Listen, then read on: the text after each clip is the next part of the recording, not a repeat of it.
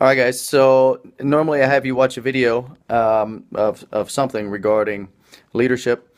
I decided to make a video for you this time since James and I are out of town. First, we've been working on the last 2 months grit and completing things you started. Let's see. There's my bed in the hotel.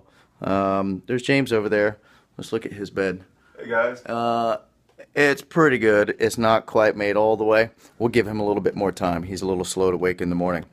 I want to give you an update real quick. Yesterday, we went to the Naval Diving and Salvage Center where they train Special Forces divers as well as troops from 27 different countries. And we got a tour. We were taken on a tour by Commander Cal, who is really a great example of both grit as well as the expression of gratitude. Um, the reason we got that tour is because Commander Cal actually attributes much of his success to being involved in martial arts as a young child, all the way back to when he was 8 years old. He was brought to the United States by his parents as a refugee, a Vietnamese refugee during the Vietnam War in 1975, which, by the way, was a year before I was born. Got involved in martial arts, and what's amazing is we know his instructor, and his instructor yesterday told us that Commander Cal as a child was excelled in martial arts, but then he met his first serious challenge when he failed his second degree black belt test, which was devastating to him because up to that point he had done extremely well on every test. In fact, he had received excellent scores for every test to that point. So that ended up being a real test of grit for him. And then when he was accepted to the Navy diving school, he washed out the first time. He failed. And when he tried to reapply, they told him, no, you can't reapply. You washed out. Sorry, you're not going to be able to do it. Well, he persisted, and not only did he go back and pass his second degree black belt test, he also became a Navy diver. He got accepted again, passed the course, became a salvage diver, which means that when a Navy ship or a cruise ship or the airplane of John F. Kennedy Jr.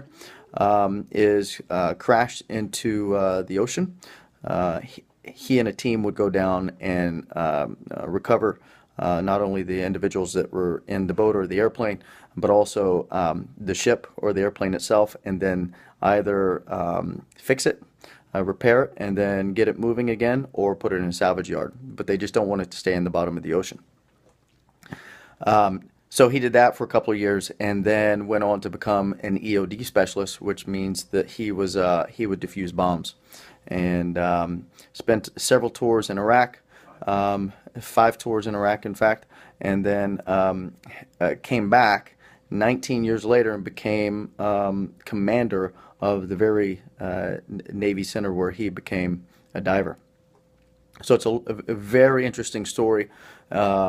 What's interesting about it now is that he invited us, all of the group that we're with, because he attributes martial arts for really laying the foundation for his success to this point. And in his gratitude for his experience in martial arts, he is now trying to spread the word and help martial arts schools around the country as much as he can. So that's what brings us to this point, which is the next assignment for gratitude. Last week, you guys were supposed to express gratitude to people that you haven't expressed that to enough, or that you've never expressed it to. And now, this week, we're going to take it one step further, because it's one thing to say it, it's another thing to write it. You should do both if you can. And there are times, for example, right now, I have a high level of gratitude for individuals in the military. My brother is getting back today, and I have a friend that is deployed overseas currently. And this message is especially for Isaiah right now, because the other day, when we were talking as a group, he expressed gratitude for the armed services. And I want to give him and anybody else the opportunity now, because I'm going to be putting a package together to send over to Sergeant Rob Bird. And I'm going to give you the opportunity, if you'd like, if you have gratitude for them and you want to write them a note, I will put that in Rob Bird's box, and he will receive that in a couple of weeks. And you can write it specifically to him or anybody in his group, and I'm sure they would love to hear from you. So this week, you can either write a letter to Rob Bird or any soldier, and we'll put it in that box, and they can read that from Afghanistan.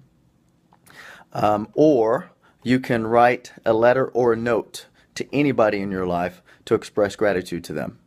So that's the assignment for this week. We will see you on Tuesday. Hope you're having a good weekend.